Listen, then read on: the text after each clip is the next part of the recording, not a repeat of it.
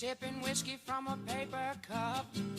You drown your sorrows till you can't stand up. And take a look at what you've done to yourself. Why don't you put the bottle back on the shelf? Yellow fingered from your cigarettes. Your hands are shaking while your body sweats. Why don't you look into Jesus? He got the answer.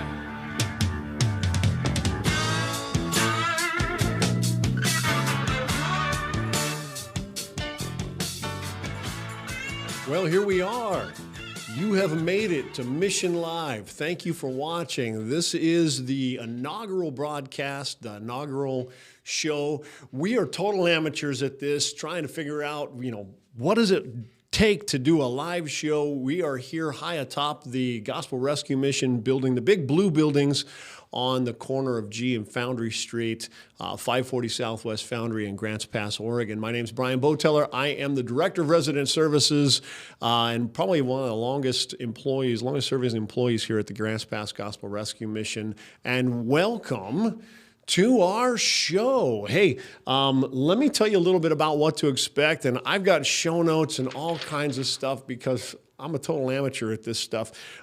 First of all, let me just show you around the studio a bit because this is just a room that was once upon a time supposed to be a library, I think, or a study hall for the Gospel Rescue Mission, and now we've just converted it into a studio.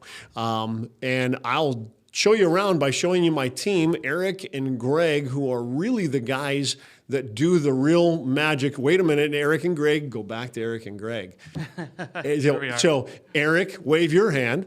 Greg, wave your hand. Okay, now we know which ones are which, right? Okay, and these are my production team and really the guys that keep me accountable on this whole thing. Kind of keep me on pace and make sure that, I don't have, my false teeth aren't falling out or any of that kind of stuff.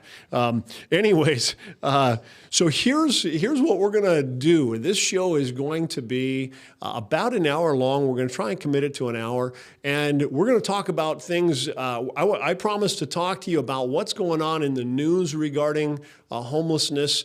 And as it pops up, particularly in the local Grants Pass area, but I'm going to tell you, I've talked to Gospel Rescue Missions all up and down I-5, and our problems are their problems. So when we talk about like what's going on here in Grants Pass, we feel like we were all alone. We felt like we were the only ones having to deal with this, and we found out, boy, they're all going, you too? What? You struggle with this?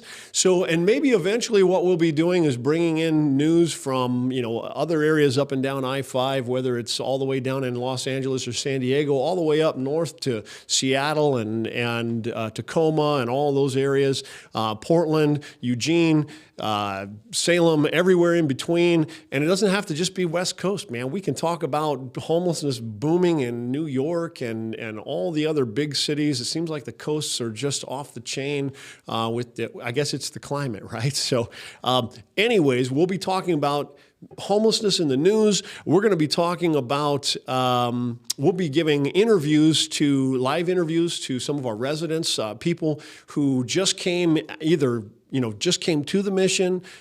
Maybe they've been staying at the mission for a while, or maybe they're successfully leaving the mission. We'll be talking to them, find out about their stay, ask them the questions that I think you're interested in. How hard is it? Tell me about the torture chambers at the Gospel Rescue Mission. What was the obstacle course that it took you to get into this? Because of course we're not low barrier. So how many barriers and hurdles did you have to get over to get in the door? All that kind of stuff. We'll talk to them and ask them real questions about it. We'll spotlight other local ministries also. There's a lot of Christian ministries in your local area and mine that are really doing great work. And we don't do this stuff together. We realize that all of us are doing neat ministries here. The church is amazing, and every community needs the Christian church in it because of the work that it does, and it just does phenomenal work. And of course, I'll be doing a book review, and I don't know, just whatever else comes up along the way. We're here to have fun and talk about the things that are interesting to us and hopefully interesting to you. So today we're going to be talking about kind of doing some talk of the town. Today we will be, a little bit later, we'll be doing a resident testimony. We'll be doing a book review, and then we'll just kind of wrap it up. It won't take too terribly long. Thank you for your time. I really appreciate that. So with all that said, let's talk about the talk of the town. So the talk of the town today is really, it has to do with a news article in one of our local news stations. In fact, we'll be putting the links to this in the bottom of the, the video on the show notes and everything. It came on the 28th from KTVL, one of our local stations. And here's what it just does. When you highlight, wait a minute, are we talking about that first? Are we talking about Talk of the Town? Are we talking about Foundry Village first? Do you remember? We're talking about Foundry Village first. Never mind, I'm jumping the gun. Hey, I'm an amateur at this, okay? This is not paid professionals. We are all amateurs at this. Foundry Village, so let's talk about that. They opened up. Well, in fact, these kind of feed into each other. So when we talked about Foundry Village, when we began, the Foundry Village has been in the planning here in Grants Pass for, I don't know, a couple of years now. And when they first started, I don't even think they quite knew what they were going to be. And so you'd see these pictures of these sheds being paraded around town saying, yay, Foundry Village, we're raising funds for Foundry Village. And everybody was kind of like, why in the world are we going to give these people sheds, homeless people sheds? That sounds terrible. Well, let me tell you, we, meaning my entire staff, got invited by Lisa Michaelis to go over and do an interview or do a tour of their facility, and it is fantastic. It is nothing like they originally talked about. It is beautiful. They have a great facility. I think it's 17 beds. And great staff. Lisa's just top notch, and hats off to you guys. It's a really nice facility. My staff got to ask them all kinds of great questions, and just see how it is. It's just down the street from us, maybe about a block away, and it's just another option for folks who are trying to leave homelessness behind for something different. And so, hey, hats off to everybody who built Foundry Village. Good job for everybody who's a part of that. It's another great opportunity for us to all together kind of solve this problem.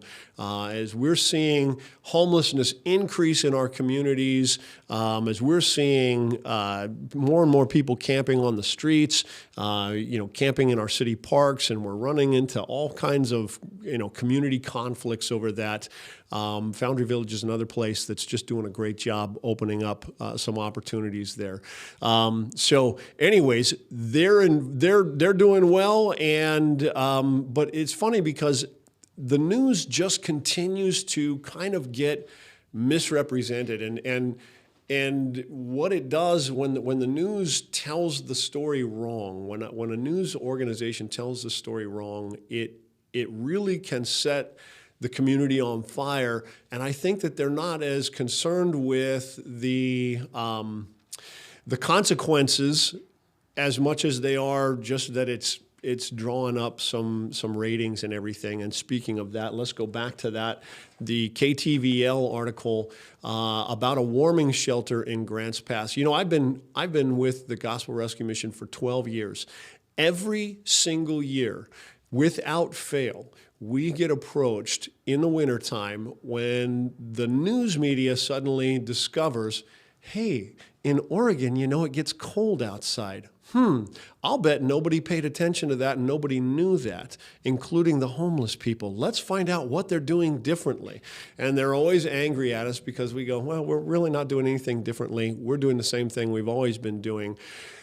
The thing that the news media seems to be doing now is just pretending we don't exist, and that's the part that's really, really frustrating. So here's the headline from December 28th. It says, City of Grants Pass scrambles to roll out first warming center amid winter storm. The city of Grants Pass has never before had a city-managed inclement weather shelter and is now scrambling to erect one in the middle of a severe weather event. Well, again, they've had decades. In fact, Grants Pass has been around for a long, long time. We've had plenty of time to erect a warming shelter. If it was a good idea, we would have done this. If it was a good idea, you'd think people wouldn't camp in it. But some people choose to just camp in it. So anyways, when it says never before has the city managed an inclement weather shelter, I would say, well, nor should we.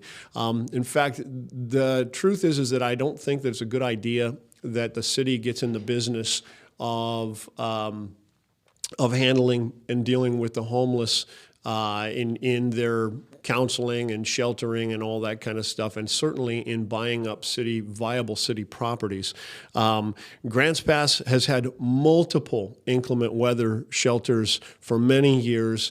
And I know this because the mission has often, in fact, for every single one that's ever gone up, the mission has, at least for a period of time, offered food and supplied the food for the program. And at one point in time, we did the food and all the laundry for 3 years that a local church put on. And the fact is that these people who've run inclement weather shelters never seem to get a voice at the table when the city's talking about putting on a inclement weather shelter. So I think the cities just shouldn't be in the business of housing. They're too expensive. In general, they just don't produce the change that they're trying to do, and they're dangerous to everybody involved. I mean, there's a reason that somebody who's staying in a tent might say, I can't stay in the Gospel Rescue Mission or other shelters, and there's a reason is because they have become combative, unsuitable for gathering in dormitory-style living, those kinds of things. So I just think that we really are talking about something that's above the city's pay grade in a sense, and I don't recommend that they get involved. So we have police officers. We have police officers for people who are unruly. I think that that's a safe place for them. And we have a gospel rescue mission right downtown. So let's see. Next thing it says the city council has been focused on supporting an urban campground with tents and easy to set up single-bed pallet shelters, a project that was recently delayed due to community backlash over its location. Listen to your city, listen to your community, city council members. When the community says, we don't want it, I think that it's probably a good idea to listen to them if you hope to be reelected, I would think. You represent the people. And then if you really believe that this is a good idea, I don't see anybody arguing for it to be in the district that they serve. So this is the other thing that's really funny to me is that nobody seems to go, well, I believe in this so much, and I believe that my constituency wants it so much that we're going to put it in our neighborhood. And that way it'll make it happen. They always want it to be in somebody else's neighborhood. We're always fighting the NIMBY thing, the not in my backyard. It goes on to say the county currently only has one shelter option for its estimated 1,030 homeless residents, a tiny 17-bed tiny home village that is currently at capacity. I don't know. I hear a record scratch somewhere. What? We only have one shelter in Josephine County? I got to tell you, that is just patently false. We have currently... we have 138 beds here at the Gospel Rescue Mission, if you don't count the 15 beds in our transitional programs. So we've got plenty of room, plenty of space. Now, there's going to be an argument that goes back that says, well, yeah, but you don't count because you're not government funded and you're religious. And my question is, well, we've counted for over 25 years.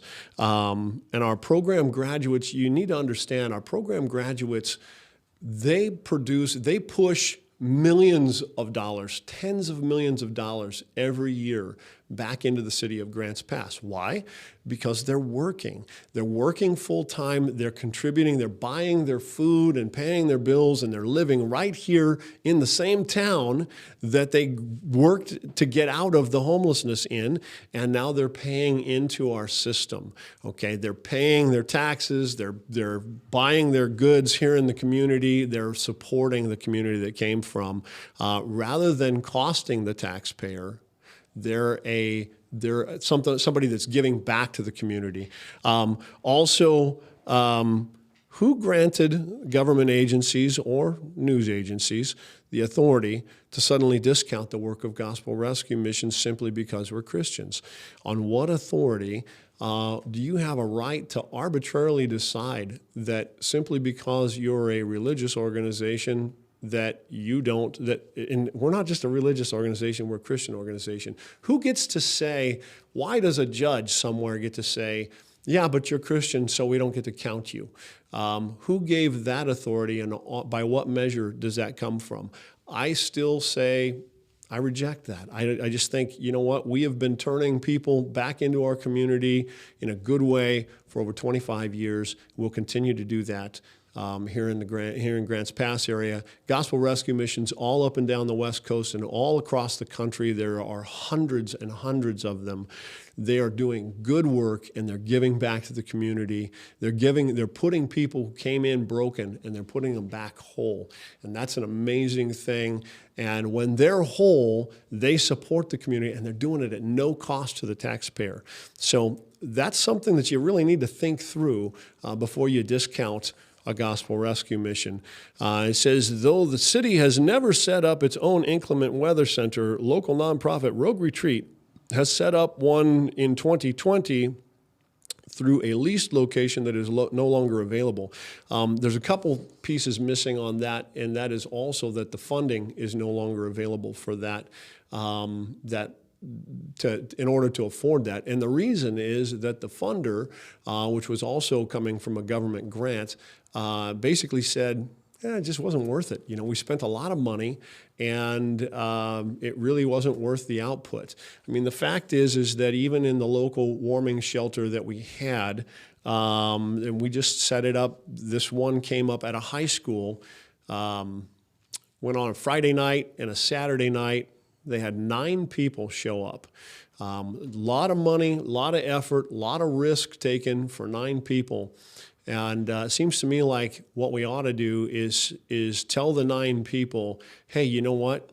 You must change the way you're living. You must do it. It's not okay. It's not acceptable to continue to live the way you're doing. Now, this sounds like we're trying to force something, we're trying to force our will on somebody. And I go, yeah, but you know what? Somebody's getting their will forced on us. Either the taxpayer is being forced to pay for the bad decisions of somebody else, or we're going to force the person making those bad decisions to stop making those bad decisions. Don't you think that makes more sense? So again, I'm just kind of a little upset about that. And I think that bad news reporting is just not helpful. Sorry if that sounded a little incoherent. As we're talking about all of that, I had lots more to say, but I just think that we've probably already said enough. The news media doesn't share the information correctly, and a lot of times what they don't tell you is what you really are seeing, what you and I are seeing every day, this increase of people showing up under our bridges. Here's some shots we took from Eugene when we were up at a conference with the Eugene mission, and boy, oh boy, was it just breathtaking to see the huge amount of people that are just camping everywhere. And, don't let your community look like this. It doesn't have to. We talk to the gospel rescue missions. I've met with other gospel rescue missions all up and down the West Coast, and they're all saying the same thing. They're saying our resident population is down in our programs, but the homeless population in our community is increasing in our streets. And let me tell you something. The fact that it's happening everywhere and that we're not all hearing, we're not all just experiencing these unique things, but that they're not unique. We're all experiencing them together. Tells me that there's some coordination going on, and you need to know that this needs to stop. Okay, enough of that. We had we have great results here at the Gospel Rescue Mission. We have some great opportunities to share along this Mission Live thing with some of the conversations that we have with folks who are leaving the Gospel Rescue Mission and getting ready to go on to better things. Here's a conversation with one of our mission residents right here. This is Dona. Talk to you. We'll see you on the other side of this.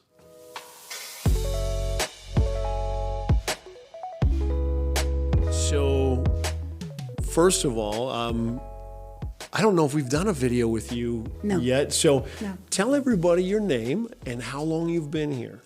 My name is Dona Castor, and I have lived here, well, the 23rd of this month, it would have been 18 months. 18 months. Okay. Yes. So Dona, we're doing this today because you're getting ready to leave. Yes. And yes, it sounded a little exciting there. Yes. So before we tell the end of the story, kind of fill us in on the beginning of the story. I mean, how was it that you found yourself in a spot where you needed a gospel rescue mission? I was taking care of a gentleman out in Merlin. He passed away. And his family told me I could stay in the house forever. Okay. And they came up in June and gave me 24 hours to get out. Wow. And I had no place to go. So I had to wait for the intake process. And I had to leave I left on Monday, and Tuesday was my intake from here at the Gospel Mission. Wow. And so I spent the night in a motel. Goodness. And I was devastated. I had lost everything I had. I couldn't take it with me because I didn't have any place to put it. I didn't have a storage unit. And it was during COVID. I mean, right in the middle of COVID. Right. And so a friend of mine told me, she said, I made an appointment for you to go to the Gospel Mission to talk to them. And I came here, and that's how I got here. Wow. So what we're not hearing, and this is the fun side, for me, is because I get asked a lot about aren't the people that you deal with all mentally ill people and drug addicts and stuff? No. And I say, no, not by a long shot. No, I'm not a drug addict. I'm not an alcoholic. I just was homeless. Yeah. And that does happen to ordinary people. Right. Well, in fact, among the ordinary people, one of the kinds of ordinary people that we actually see, it's not infrequent, is to see people who were in the business of being a caregiver, mm-hmm. who, then the person they're caring for passes away. Mm-hmm. And they had no further plan past that point. No, I did not. That they had any real control over. You know, it wasn't that they didn't have good ideas and everything, but they had nothing in writing, nothing to secure them, and that's exactly where you're at. In that that's situation. where I was. Yeah. So tell me, you're thinking about coming to the Gospel Rescue Mission. Somebody's telling you you should go there and check into the Gospel Rescue Mission. What was going through your mind at that point? I was scared. Yeah? Very scared. What did you think was going to happen? What was frightening about coming into a mission? Like everybody else, like when you said, drug addicts and whatnot, that's what I thought this place was. I thought that it was a place where just drug addicts and alcoholics go. And we have a few of those. Well, yeah, you have them in all walks of life. Yeah. But I was terrified. Yeah. And but I didn't think I'd do well on the streets. I don't think I'd do well on the streets. And so I decided, well, I'll try it. Yeah. So what did you find when you came? Tell me, did it surprise you when you checked in? Was there anything that surprised you about what it was like here? Did you, what did you think about what you found when you checked in? It's a working mission, and I had never did that kind of work. I do. In your house, you do that all the time, and but it was also scary. Yeah. Because I didn't know what I was going to get myself. I didn't know what I had gotten myself into. Sure. So, well, what you got yourself into was a group of people that loved you and Yes. cared for you. Yes. And you made a lot of good friends while you've been Yes. here, right? Yeah, and my best friend is God. That's so cool. Was your best friend God before you moved into this place? Sorta, Yeah? but not as strong as Yeah. it is now. Okay. My walk with Christ has gotten really stronger since I've been here. That's good. I was baptized in January of this year at River Valley. I remember seeing the video for that. That is so cool. That was great. I love it. Oh, man. And that that's is been so my good. church. Aren't they a great church family? Oh, they're wonderful. They're And I'm going fantastic. to a life group right now on codependency. Is that right? Uh-huh. That's fantastic. That's so good. Well, I mean, that's one of the things that we try and do with residents is get them really plugged into a church, even if they don't become Christians. At least at a church, you've got a circle of friends or a group of people that you're going to meet that typically aren't trying to be worse than they were the day before. They're actually trying to do something better with their lives and be better people, and they're trying to be more honest and be more open about themselves and take on life in a more realistic way, even if you don't believe in Jesus and the Bible and all that stuff. You'd probably want people in your circle of friends like that, right? Oh, now, yes. Yeah. I didn't before. I wasn't plugged into a church. Right. How I got to River Valley was I was a resident manager in a foster home before I took care of the man in Merlin. And one of the gentlemen that I took care of was, he was some kind of a director. He had a lot to do with the church. Oh. And when he wanted me, he would whistle. Oh.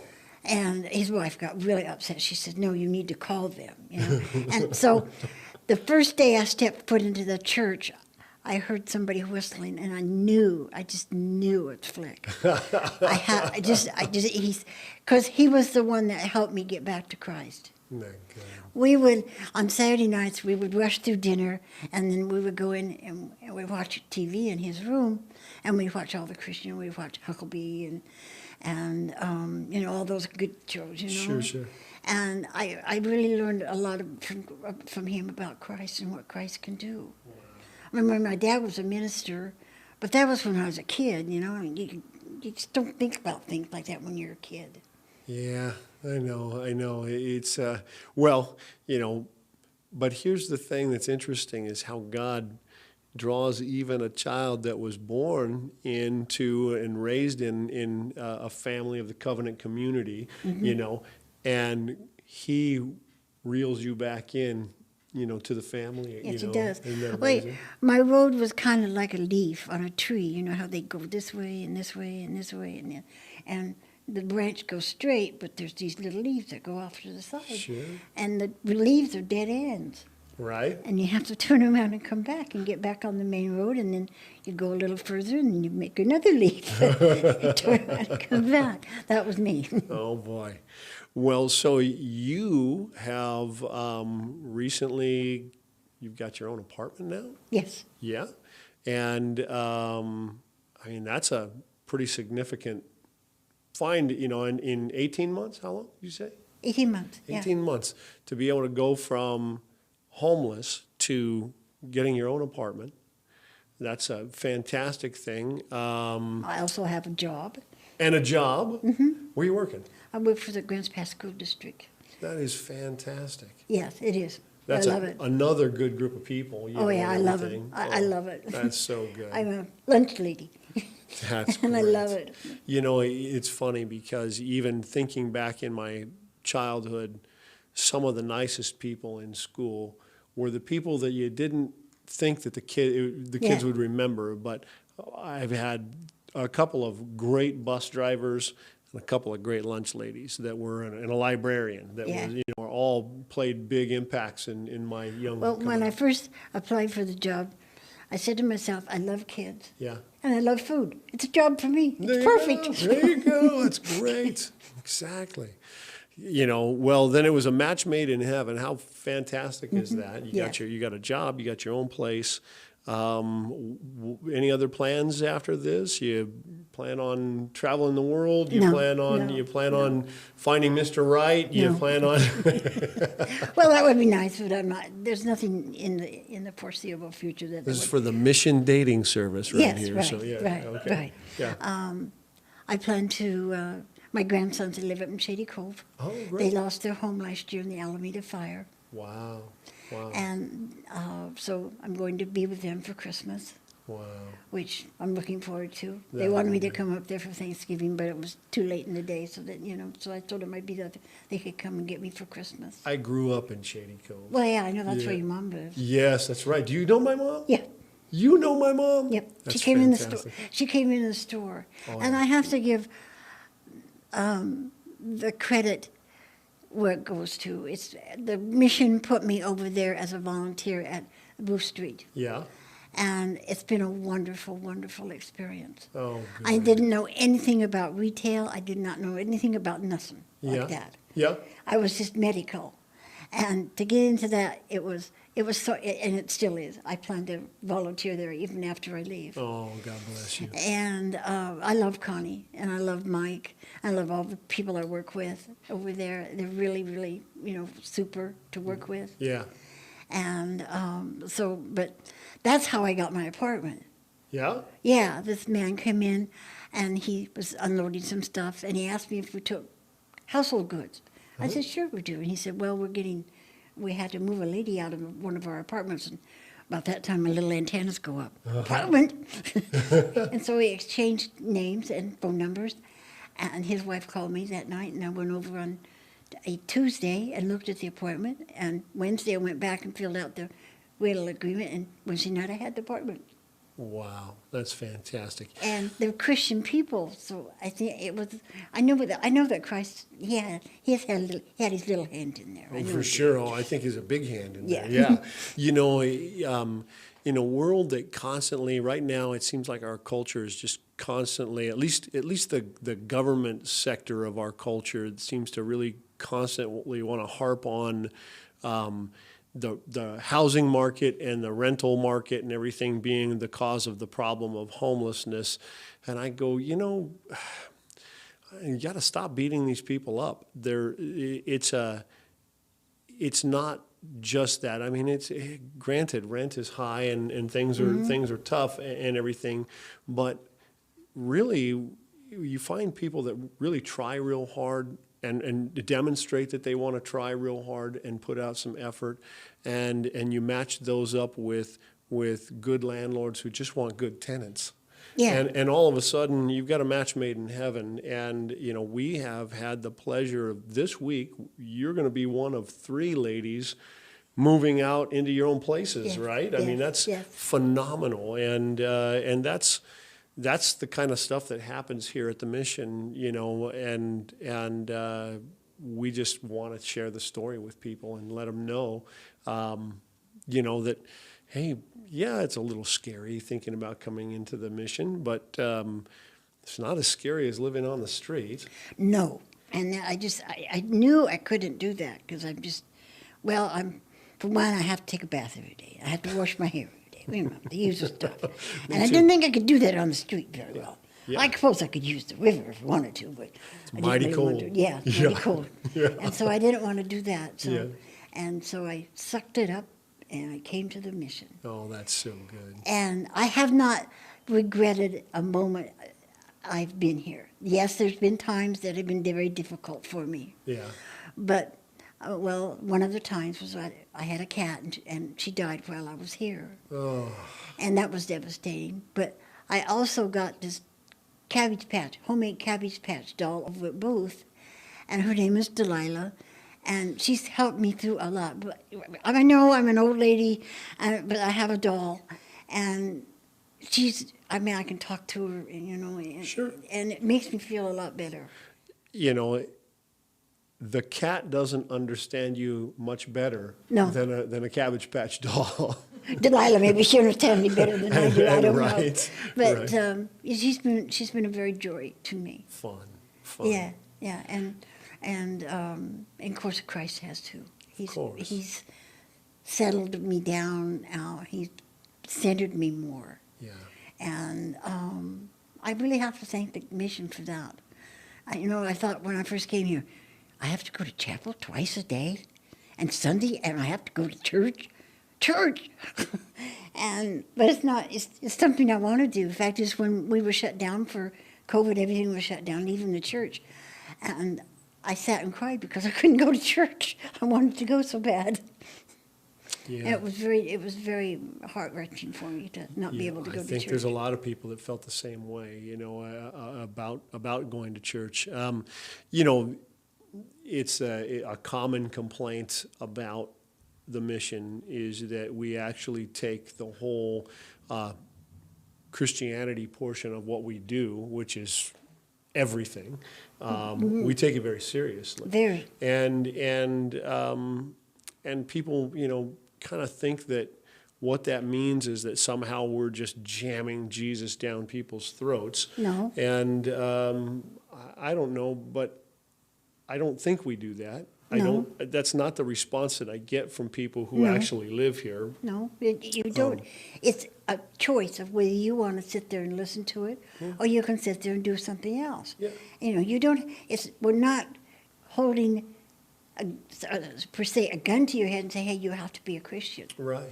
It's just something that I have learned over the time I've been here. Yeah. About 6 months into the program, I knew it was for me. Yeah. I knew I needed Christ back into my life so much.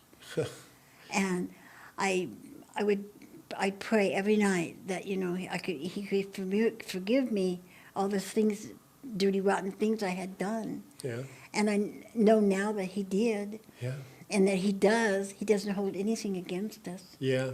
And that's what makes it so enlightening is that, he forgives everyone that just believes in him. Isn't that great? And I have to put the thanks where it's due, and it's all the chaplains and the people that I've worked with at the mission. Yeah. You, your wife, Ken, Yeah. and Connie, Yeah. everybody. Oh, we've got fantastic people here. I And feel like I work with the best people on the whole planet. Yeah. And that's I've not never just met such nice people in my entire life that truly do think a lot about you and truly do care about what happens to us. Yeah, yeah.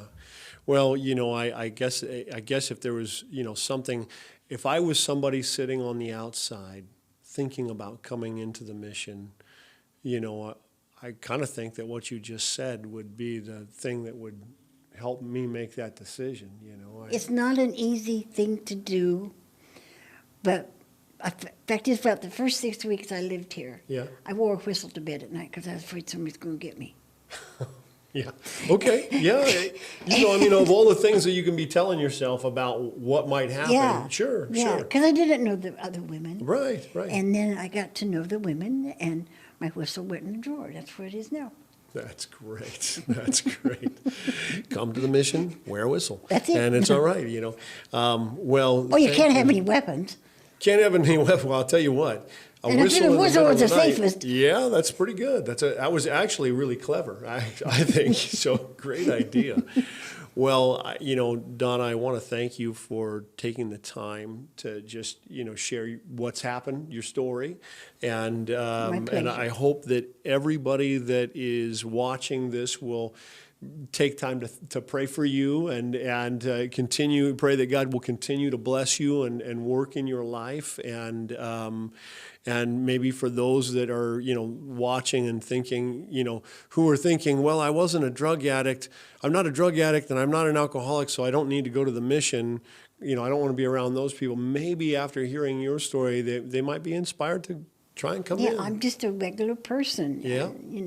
I've had my faults. I am a recovered alcoholic. I quit drinking in 1980. Okay. And I quit smoking in 1986. Wow. So I'm just a regular person. Yeah. And, if it can do what it's done to me, if it can do, the program can do, reach one person with my video Yeah. or with what I'm saying, that I think is astronomical. That's because great. God has a tendency to touch our hearts, and sometimes we don't even know He's there. Yeah, isn't that true? You Isn't just that have true? to give. You just have to give Him a chance. That's right. That's And right. yes, I put my heels right to the floor. And I wasn't going to do this, but I knew if I didn't do that, I'd probably get kicked out. And I kept telling myself, "No, you don't look very good on the street, you know. And it's not very good to be out there on the street. You don't know nothing about that." And so I just stuck it through. And that's not to say that I didn't get in trouble, even while I was at the mission. Yeah. Because if you do something you're not supposed to do, they give you what they call a write-up. Yeah. And yes, I got a few of those, and I learned. Okay. Okay. And you have to. Okay. You just have to grow with the place. Sure. I mean, I everybody. love it. There's a learning curve to everything, and even if we get somebody gets a write-up, it's not for the sake of like kicking you out or punishing you. It's just to try and say, hey, look, this is the way we do stuff here, and That's this is exactly the way right. we're going to do it. That's exactly right. And you did what was perfect, which was learn from it and move on, you know? Yeah. That's fantastic. Well, again, thank you. And, for anybody that's watching this, obviously, again, pray for Donna and pray for the Gospel Rescue Mission that we can continue to do the things that we do. Subscribe to our YouTube channel, share it on your social media. These are things that will help promote what we do and allow other people who are like-minded to support us, and maybe even help develop some more like-minded folks out there across the country. Certainly, God knows we need it right now. So thank you again, and God bless you. And there's another video in the wrap. Thank you.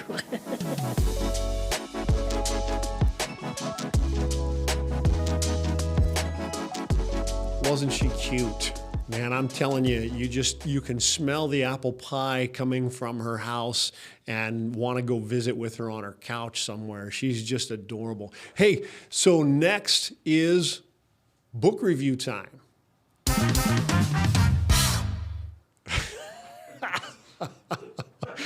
The sound effects. I love it.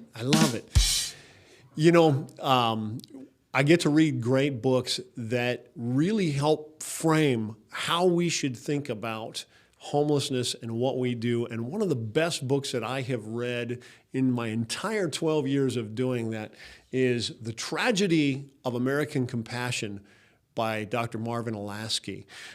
Just in case you're not familiar with Dr. Olasky, he is the professor at he's a professor at the University of Texas at Austin, and he's also the editor of World Magazine. And if you don't subscribe to World Magazine, you probably should. Fantastic program. They've got a great morning news show called The World and Everything in It.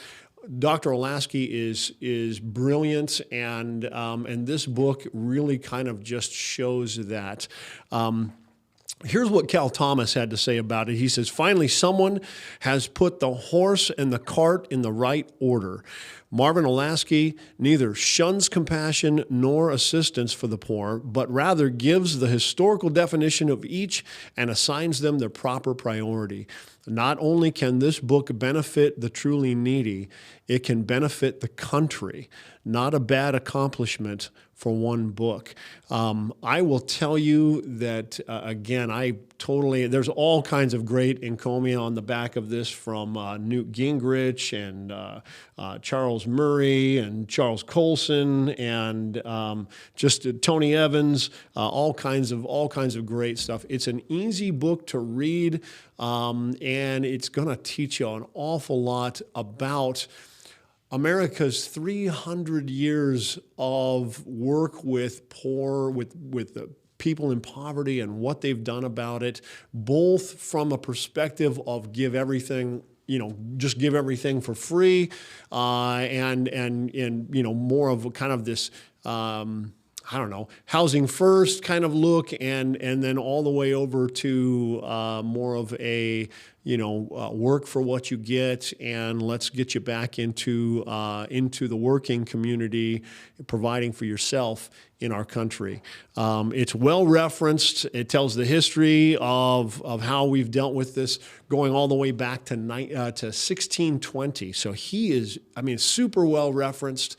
And I got to tell you, there's so much. I didn't realize how much America has done for people struggling in poverty since its founding, and what the communities across the country have done. This really documents that and kind of tells that story. Here's what I've learned from reading the book. The struggles we have today with poverty in America have been with us for nearly 300 years. The things that we're arguing about how we deal with this, how we deal with people that are homeless in our communities and filling up our streets, we have been arguing about these things for 300 years.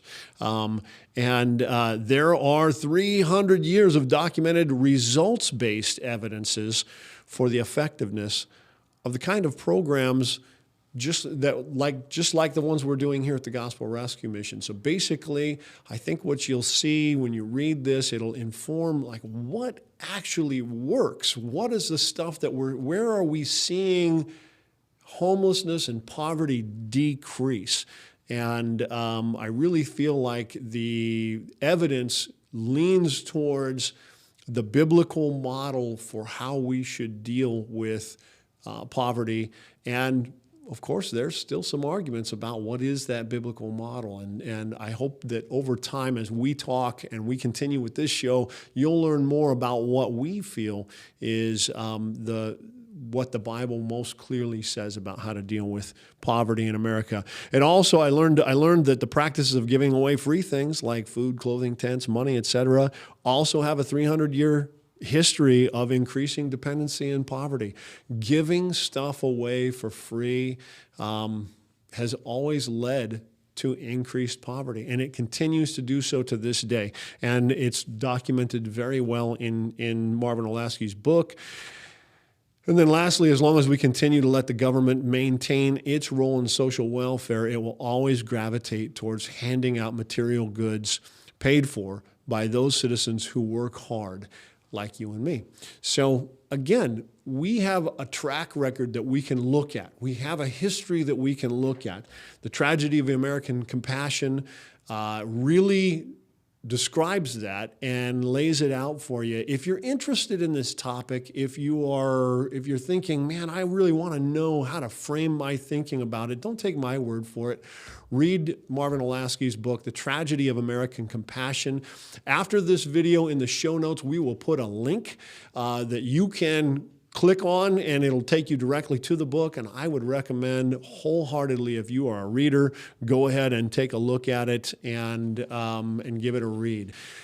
Now, next, we've got what we're going to call our ministry spotlight, just spotlighting some of the local ministries in our community and what they're doing. Take a look.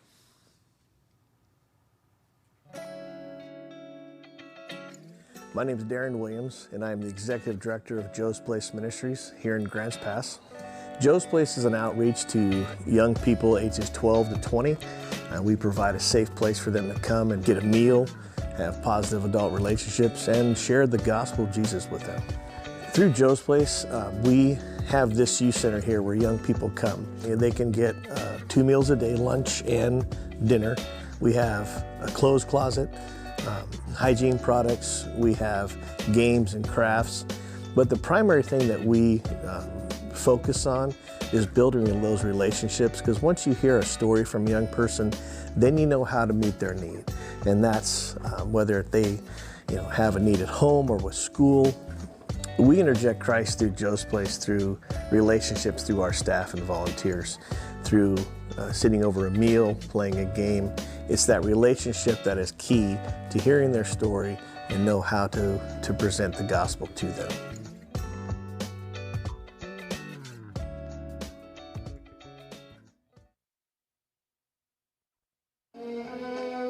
It's a beautiful day in Grants Pass, Oregon, and what better thing to do for fun than to go down to the Gospel Rescue Mission's Booth Street thrift store.